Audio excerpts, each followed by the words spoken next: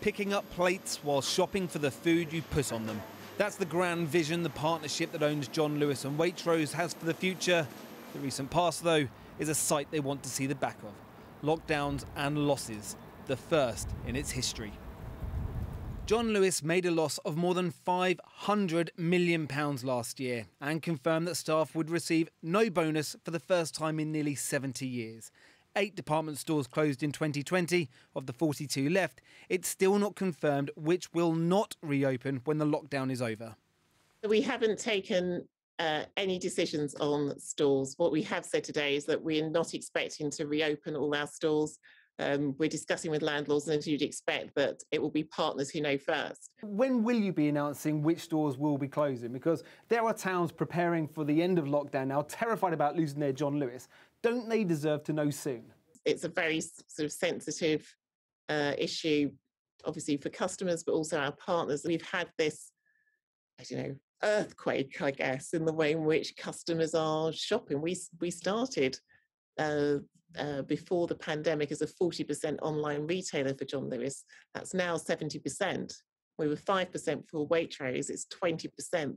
Those are the sorts of shifts you might see in 10 years have happened within a year. It's been a bad year for the whole of the high street. Of the few sales there have been, COVID has forced them online, which begs a question.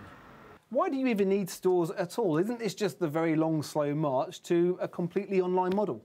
So I disagree. Our stores, both our John Lewis stores and our Waitrose stores, will always be incredibly important. It's what our customers want. If you're thinking about buying a sort of, beautiful new sofa, you might shop online, check out some styles online, maybe hone down your choices, but you're going to want to come into a store. Sit on a few styles, see which are most comfortable, maybe try out some textiles. So it's very much a blend. Last summer, John Lewis announced 8 stores were closing, including this one in Newbury, Berkshire, just 8 years after it first opened. Losing a John Lewis is a big deal for a town centre. It's a destination shop which draws in shoppers to the rest of the high street, which in turn draws in other shops. This store not reopening will have a big knock-on effect for the rest of the town centre, a town centre which has already seen many other shops close in the last 12 months. Shops like this jigsaw. This used to be the outdoor retailer Trespass. This huge Debenhams is being wound down. And Laura Ashley, gone. There's now dog food in there. Like in many other towns, a radical rethink is underway. Where once were retail giants, business groups hope a mix of independent stores and experiences might tempt shoppers back.